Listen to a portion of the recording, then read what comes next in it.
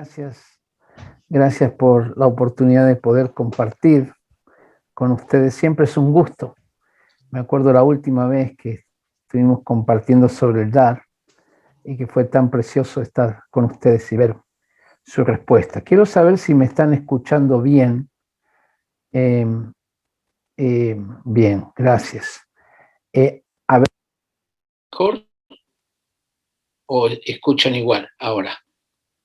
Igual, mejor, igual, mejor. Bueno, vamos a hacerlo sin audífonos entonces. Bien, esta mañana vamos a hablar de la dignidad, del valor que tiene el ser humano. Y es muy interesante. Primero vamos a orar, vamos a pedir que Dios nos dé revelación, porque sin la revelación del Espíritu Santo no podemos hacer nada. Estamos de acuerdo en eso, ¿no? Así que, Espíritu Santo, clamamos a ti. Ven, Señor Jesús, danos tu palabra. Queremos rendirnos a ti. Queremos que venga revelación tuya a nosotros. Gracias, Señor. En el nombre de Jesús. Amén. Bueno, voy a pedirles si podemos silenciar los micrófonos para que no haya ninguna...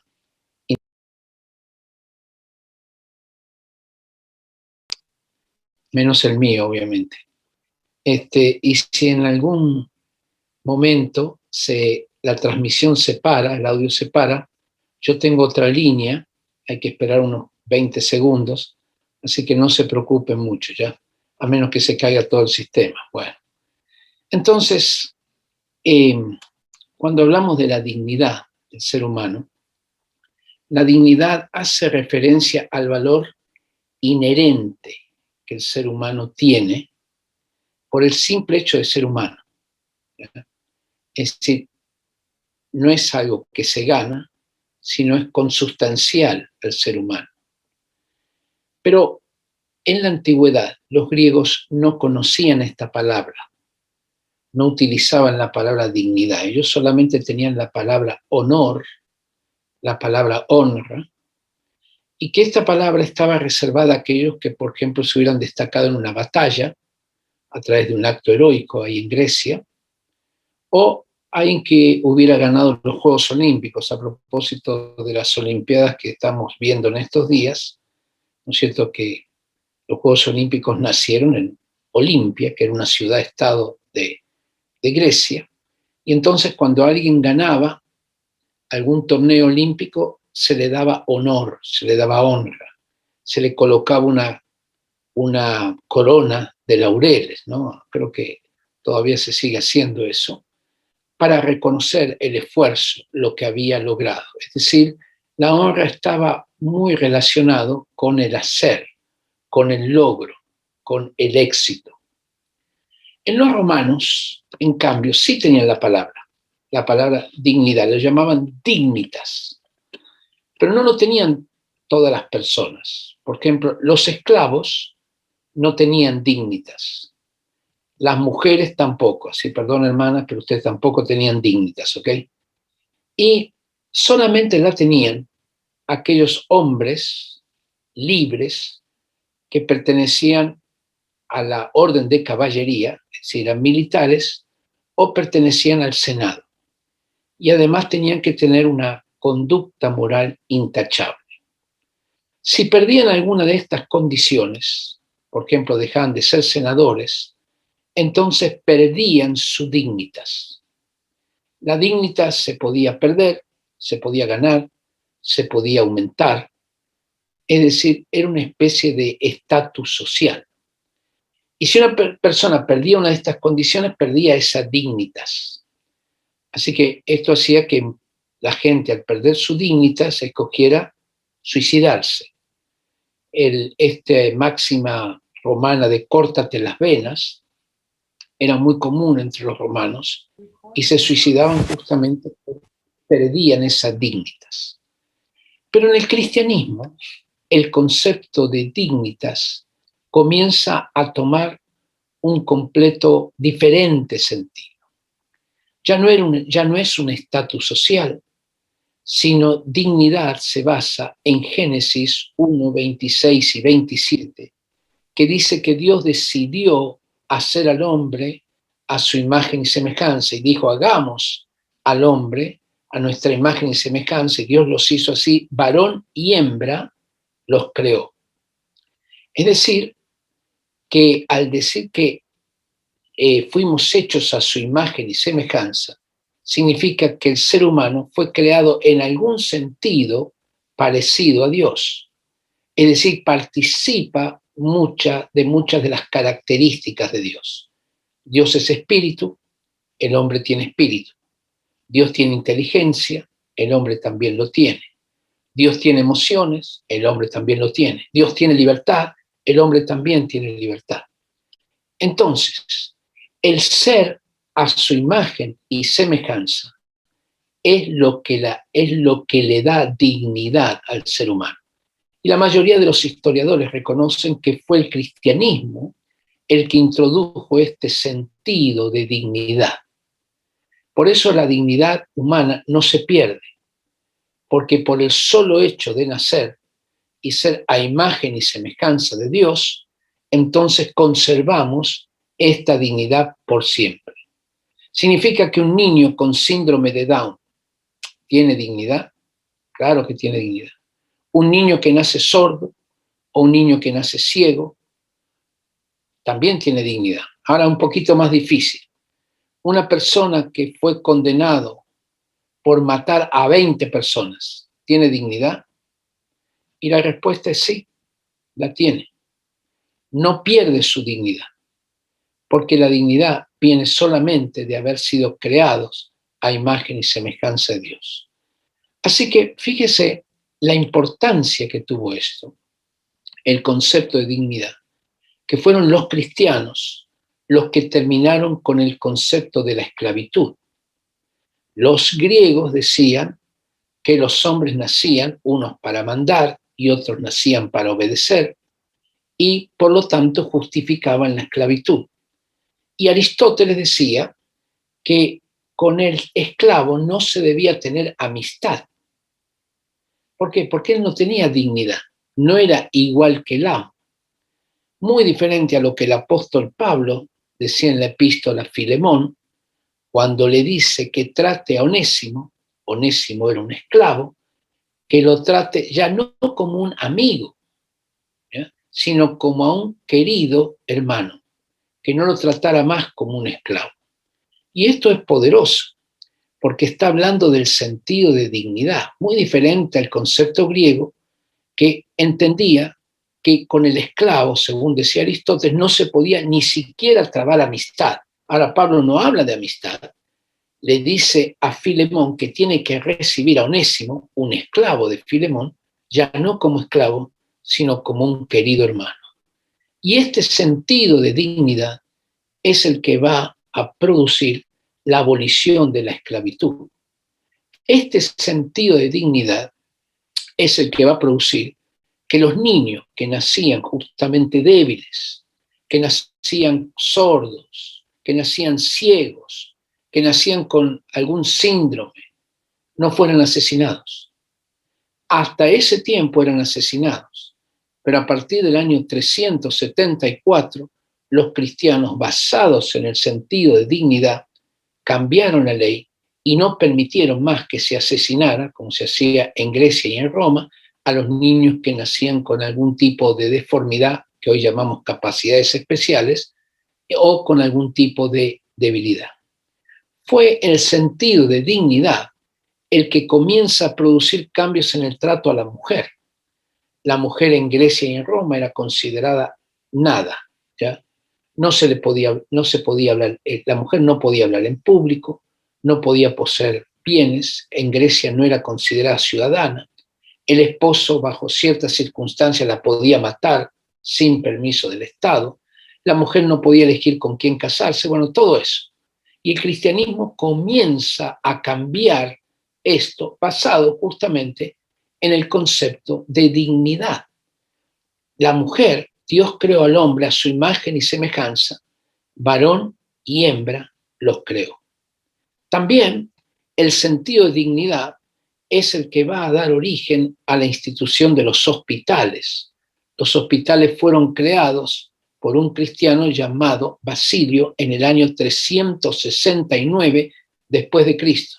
Y viene del concepto hospital, se parece a la palabra hospitalidad. Es decir, viene del concepto que el ser humano, basado en su dignidad, en caso que estuviera enfermo tenía que ser atendido y había que darle hospitalidad en momentos que estuviera enfermo. Y de ahí nace la palabra hospital. Como digo, el primer hospital en Oriente fue creado por Basilio en el año 369 y el primer hospital en Occidente, en Roma, fue creado por Fabiola en el año 390. ¿Y en qué se basó la creación de los hospitales? En respetar la dignidad del ser humano. Los romanos, los griegos, no tenían hospitales, porque ellos pensaban que al débil había que ayudarlo a morir. El mundo era de los fuertes. Entonces, era muy interesante porque a partir de este sentido cristiano de la dignidad, muchas reformas se hicieron en las sociedades que perduran hasta hoy en día. Inclusive de este concepto va a nacer la Declaración de los Derechos Humanos, que dice en su artículo primero que todos nacemos iguales en derecho y dignidad, ¿ya?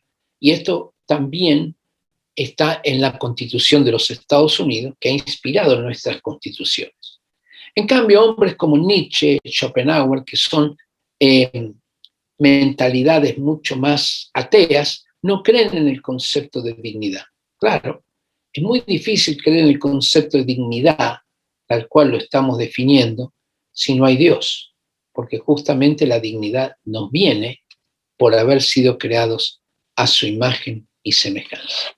Ahora, esta dignidad está muy vinculada con nuestra identidad, es decir, el saber quiénes somos, de dónde venimos y a dónde vamos. Por eso viene del concepto cristiano de dignidad. Juan capítulo 13:3 dice que cuando Jesús estaba con los discípulos, entonces se quitó, él sabía de dónde venía, sabía a dónde iba y sabía que Dios le había todas las cosas en su mano. ¿Te das cuenta? Él tenía una identidad muy fuerte, sabía de dónde venía, cuando uno sabe que es creado a imagen y semejanza de Dios, sabía dónde iba, que volvía al Padre, y sabía que Dios le había dado todas las cosas en su mano. Cuando uno tiene esta identidad, entonces puede hacer cualquier cosa. Entonces lo que él hizo, se quitó su manto, tomó una toalla, se la ciñó, tomó un lebrillo y comenzó a lavar los pies de los discípulos. Porque te das cuenta, cuando uno tiene una fuerte identidad, no hay trabajo indigno, no golpea nuestra dignidad, porque tienes una identidad muy fuerte. Por eso esta identidad está tan asociado con este sentido de dignidad. Cuando yo tenía 14, 15 años, no me acuerdo si les conté alguna vez esto, tenía un compañero, no sé si decir que era un amigo o era un enemigo, porque la verdad que no me trataba muy bien, ¿ya? Y era interesante porque él usaba una marca de pantalón que se llamaba Wrangler, ¿ya? Él tenía su Wrangler y allí estaba muy contento con su Wrangler. Yo también tenía una marca de pantalón cuchuflito, es decir, ni sé si tenía marca mi pantalón, ¿ya? Pero entonces él se burlaba de mí delante de todos y venía y agarraba mi pantalón, así, tomaba mi pantalón y decía, qué lindo tu Wrangler, y se ponía a reír, ¿no? Y entonces yo decía, bueno, claro, mi identidad, él tenía su identidad en el Wrangler. Y a mí me molestaba lo que él hacía, pero nunca amenazó ni mi identidad ni mi dignidad, porque yo sabía de dónde venía, a dónde iba, y sabía lo que Dios me había dado. Mi identidad estaba en el Señor y no estaba en un pantalón. Entonces, cuando nosotros sabemos quiénes somos, sabemos lo que Dios está haciendo en nosotros, no tenemos mucho problema con esta área de nuestra identidad. Pero también, además de ser creados a imagen y semejanza de Dios, que es una identidad general, la cual nos da dignidad, identidad es aquello que me hace ser a mí distinto de los demás y único, ¿ya? Como Dios me creó a mí único. Esa dignidad que Él me dio única, singular. Es decir, tengo una dignidad por ser un ser humano creado a su imagen y semejanza, pero tengo una identidad por ser quien soy y no otra persona. Este sentido de dignidad hace que tratemos a las demás personas con respeto, hace que nosotros mismos nos tratemos con respeto y nos valoremos, y no hagamos cosas que contradicen esa identidad que Dios nos dio. La dignidad esta es algo que Dios te dio, no es algo que otra persona te dio. Por lo tanto, nadie te lo puede quitar. Es maravilloso. Nadie te lo puede quitar. Hay veces algunas personas nos tratan de hacer olvidar o tergiversar nuestra identidad. Nos atacan, ¿no? Muchas veces el diablo mismo trata de convencerte. Pero hay un Dios que tiene un amor incondicional hacia nosotros, por el hecho de que fuimos creados, somos a su imagen y semejanza. El enemigo trata de decirnos que no valemos nada. Pero cuando nosotros entendemos nuestra dignidad, entendemos que tenemos una identidad en Dios, esto nos hace amar a los demás y también a nosotros mismos. Amarás a tu prójimo como a ti mismo. Entonces, el atacar la identidad de una persona es ir en contra de su dignidad. Es diferente a cuando nosotros atacamos el comportamiento de una persona. Es diferente. En realidad no lo atacamos, sino que lo corregimos. Quizás el ejemplo más importante, más interesante sería la experiencia que uno tiene con un hijo, ¿no? Yo recuerdo con mi hijo, un día él me dijo, papá, pero yo soy estúpido. Y yo dije, no, hijo, tú no eres estúpido. Me produjo mucho dolor porque yo estaba tratando de corregirle un comportamiento, algo que él había hecho mal. Los padres y las autoridades en general son llamadas a corregir comportamiento, pero nunca atacar la identidad de las personas, ¿ya? Y cuando mi hijo me dijo, es que papá, yo soy estúpido, me puso un dolor muy fuerte porque quiere decir que yo estaba comunicando algo mal. Y dije, no, hijo, tú no eres estúpido, es maravilloso, es querido, es precioso, solo que estás haciendo esto, este comportamiento en particular está mal. Estás haciendo algo que está mal, pero te sigo amando. No dejamos de ser amados por Dios, no dejamos de ser su imagen y semejanza. No perdemos nuestra dignidad por el hecho aún de portarnos mal. Seguimos recibiendo el amor incondicional de Dios. Dios le decía al pueblo de Israel, yo sé los pensamientos, esto era en Jeremías 29:11, Jeremías 29:11, yo sé los pensamientos que tengo acerca de vosotros, pensamientos de bien y no de mal, para daros el fin que esperáis. Tengo pensamientos de bien y no de mal, para darte el fin que esperas. Entonces, hay veces nosotros tenemos una desencuentro, una desaveniencia con alguna persona, pero quiero animarles a que nunca ataquemos su identidad, ¿ya? Porque eso es un ataque a su dignidad. Nunca lo llamemos estúpido, no lo insultemos, especialmente si somos autoridad. Si eres profesor, obviamente si eres papá, si eres mamá, nunca ataques la identidad de tus hijos, porque esto produce un dolor muchas veces casi irreparable. Siempre se puede reparar a través del perdón, ¿no es cierto? Pero es un dolor muy fuerte porque tú eres una autoridad. Y la autoridad viene de la palabra autor, que significa reflejar el carácter del autor. Eso significa. Entonces, cuando nosotros estamos ejerciendo nuestra autoridad, estamos reflejando el carácter de Dios. Eso es lo que estamos haciendo. Entonces, si lo usamos mal, estamos atacando a la persona. Tiene como resultado una maldición para esa persona que está bajo nuestra autoridad. Entonces, podemos en la iglesia, en el colegio, en el hogar en especial, ¿no? Como decían allí al empezar la reunión, el hogar es el lugar donde se educa realmente a los niños, el lugar de mayor influencia. Entonces, en estos lugares tengamos cuidado en no atacar identidad de las personas. Podemos atacar su identidad a través de insultos,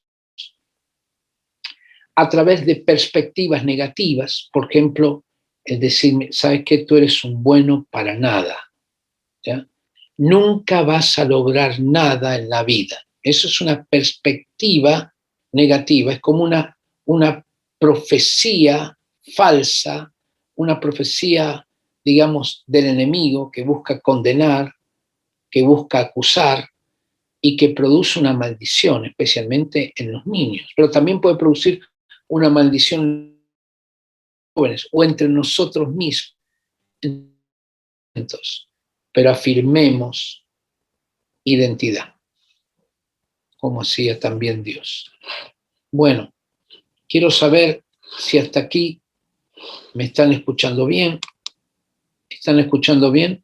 Hágame así. Bueno, muy bien. Entonces, es importante en esto de afirmar la identidad, desarrollar una cultura de bendición. ¿Qué es bendecir? Bendecir es decir bueno. ¿Ya? ¿Qué es maldecir? Maldecir es decir malo. Tiene mucho que ver con lo que decimos, no solamente con lo que pensamos, sino con lo que decimos. Y será tan importante en afirmar la identidad de las personas y por lo tanto su dignidad como hijos de Dios, que nosotros podamos bendecir, decir, bueno, no solamente pensar. Hay veces pensamos, pero no lo decimos, ¿ya? Y creo que Dios quiere llevarnos a poder expresar más. Yo viví en una cultura en Estados Unidos y mis hijos iban al colegio allá y los profesores siempre me mandaban notitas, qué bueno su hijo, qué extraordinario su hijo. Y yo pensaba, bueno, tan extraordinarios no son, ¿ya? Pero había una cultura de bendición. Había como ese sentido de destacar lo positivo, ¿me explico? Y muy poco lo negativo. Y yo veo en Latinoamérica en general que no tenemos tanto ese espíritu de bendecir, ¿ya? Hay veces somos un poquito chaqueteros, ¿no? Al que se está destacando lo tratamos de hundir. En África dicen que cuando un clavo sobresale hay que pegarle con el martillo para que no sobresalga, es decir, que todos estén más o menos a un mismo nivel. Y eso es muy negativo porque producen una cultura donde no tiene aliciente para progresar. Creo que Dios quiere cambiar esto y lo quiere cambiar primeramente en el pueblo de Dios. ¿Qué les parece? que lo cambie entre nosotros, que se desarrolle entre nosotros una cultura de bendición y que esto lo podamos estar exportando, por decir así, al resto de la sociedad, al resto del mundo. Bueno, por ejemplo, hay algunas maneras en que nosotros podemos bendecir. Quiero mencionar que la palabra bendecir viene del hebreo barak. Barak se escribe B-A-R-A-C-K, barak. Y significa el poder, dar poder de prosperar. Dar poder de prosperar. Es decir, cuando nosotros afirmamos la identidad, reconocemos la dignidad de la persona, entonces lo que queremos a través de nuestras palabras es que le damos poder de prosperar. También la palabra bendecir viene del griego, de la palabra griega eulogio. ¿No es cierto? ¿Vieron a qué palabra se parece eulogio? A la palabra elogio. Es decir, elogio es destacar las cosas buenas, ¿no es cierto?, que Dios piensa de nosotros, que nosotros pensamos de los demás también. Destacar, elogiar a la persona, destacar sus virtudes, destacar sus capacidades, ¿no es cierto? Entonces esas dos palabras, barak y eulogio, que son en hebreo y en griego la palabra bendecir, significa esto, dar poder de prosperar y destacar las virtudes, las cosas buenas. Hay veces nosotros cuando hablamos de bendecir decimos, bueno, te bendigo, te bendigo, te bendigo, pero no le decimos nada a la persona. Es decir, bendecir no, yo no bendigo diciendo te bendigo, sino de alguna forma que vamos a hablar ahora. Una de las maneras más importantes de bendecir es expresar gratitud. Expresar gratitud. ¿No es cierto? Darle a otra persona las gracias por lo que hace. Ahora hay dos maneras de hacerlo, ¿no? Una es gracias, esa es una manera. La otra es decirle, mira, yo sé que has preparado estas canciones de alabanza, como nos dirigieron hoy, el director de alabanza y seguramente será su hijita, me imagino, que prepararon con tanto esmero y decir, oye, qué lindo, qué hermoso, qué tremendo, cómo nos ministró cuando estabas liderando la alabanza. A mí me ministró, fue hermoso, qué lindo, cómo lo hace, ¿no? Te agradecemos mucho por eso, por la dedicación que tuviste, por, en fin, ponerle un poquito de color a la gratitud. Es diferente decir gracias, ¿entiendes? Donde parece algo, un saludo protocolar, como le dicen a los niños, hay que enseñarle dos palabras, por favor y gracias. Entonces el niño dice, por favor, gracias, por favor, gracias. Sí, pero es mecánico eso. Pero cuando le ponemos color a la cosa, ¿no es cierto? Hay veces que hay cocineras, ¿no es cierto? Estamos en un campamento y alguien dice, demos un aplauso a la cocinera, le damos un aplauso, pero otra cosa es decirle, mira, ¿sabes qué?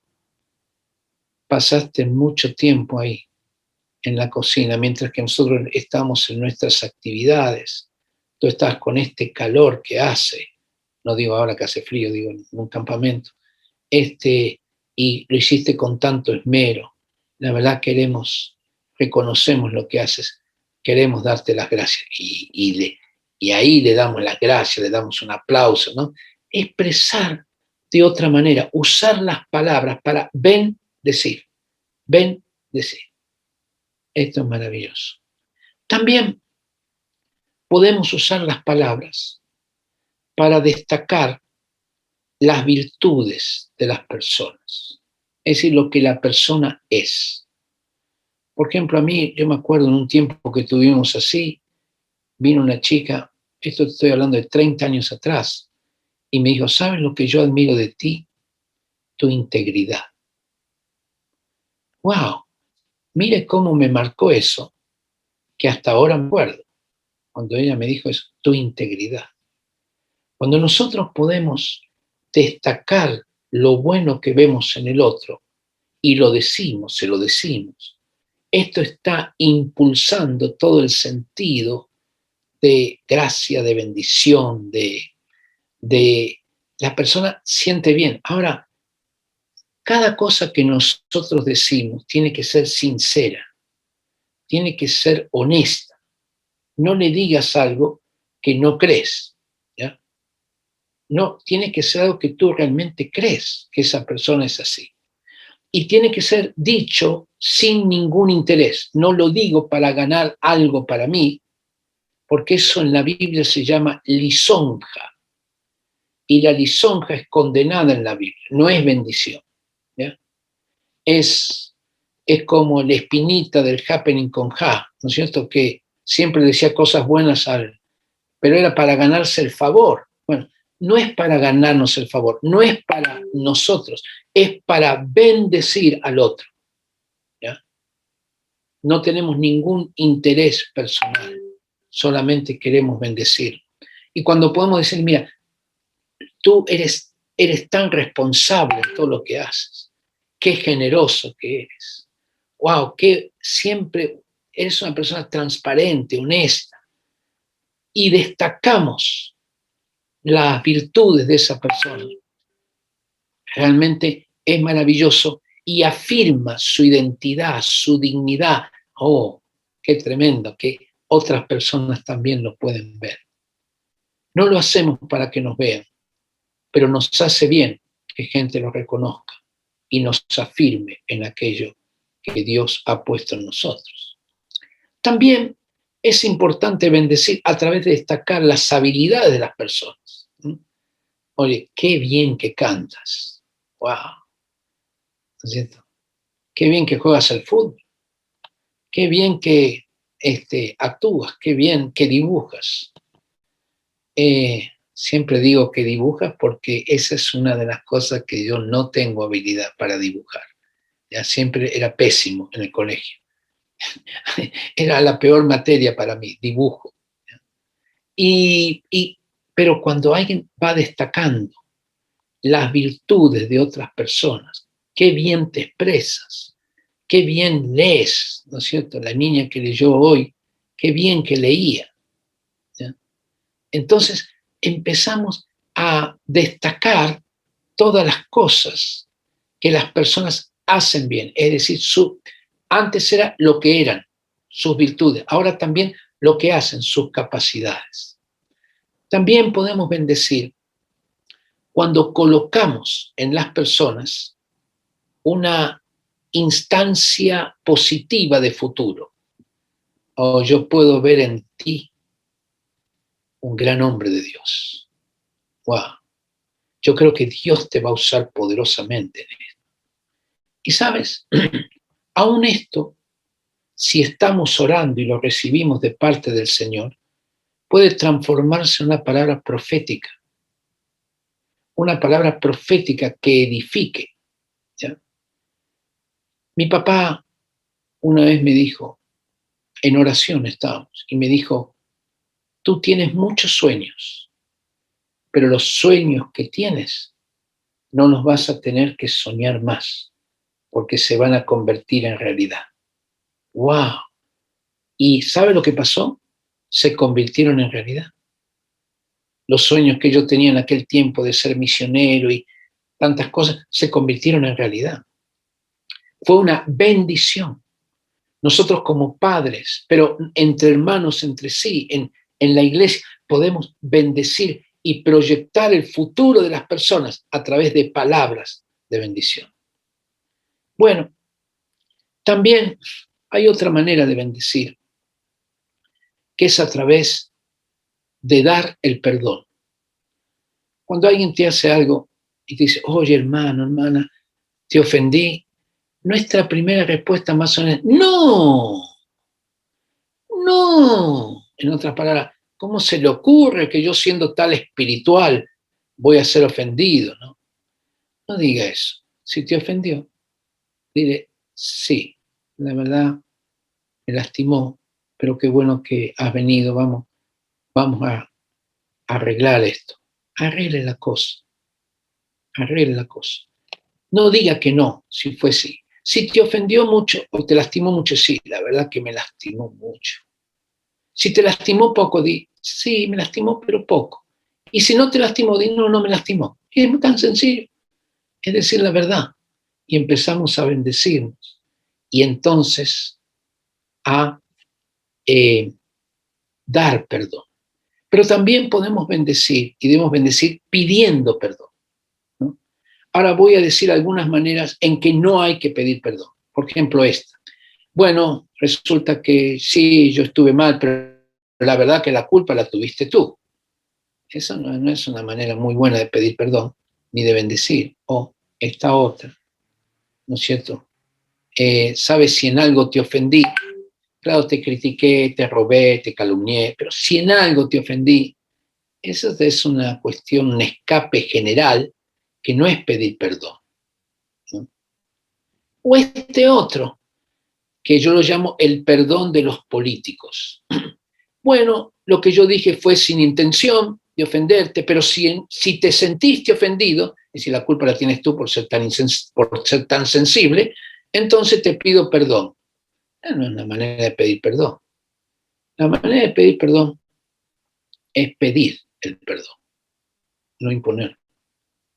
Si no sabes que yo sé que esto hice mal, ¿me puedes perdonar? Y dejamos que la otra persona tenga la libertad de perdonarnos. Y esto es muy clave, porque ese tipo de perdón produce reconciliación. ¿Ya? Produce verdaderamente reconciliación cuando la persona tiene la posibilidad de perdonar. Entonces, nosotros podemos desarrollar esta afirmación de la identidad y la dignidad de las personas a través de esta cultura de bendición. ¿Te parece? Esto es maravilloso. Cuando nosotros podemos bendecir a las otras personas, sabiendo de dónde venimos, quiénes somos y a dónde vamos, reconociendo la dignidad de la otra persona. ¿Usted vio? Cuando uno maldice a una persona, ¿vio lo que pasa? Generalmente ataca su origen. Le dice, tú eres un hijo de una persona que practica el comercio sexual. Ataca su, más fino no lo puedo decir, perdón, ¿ya? Ataca su dignidad, ataca su origen. Pero cuando nosotros decimos, ¿sabes qué? Sí, tú has hecho esto mal, pero eres un hijo de Dios. Tu dignidad, tu identidad viene que fuiste creado. Y, y es maravilloso ver a las personas así, porque te da un sentido completamente diferente. Y puedes estar en desacuerdo, inclusive puedes corregir su comportamiento, pero no atacas su identidad. Y yo creo, queridos hermanos, que esto tenemos que hacer en el pueblo de Dios.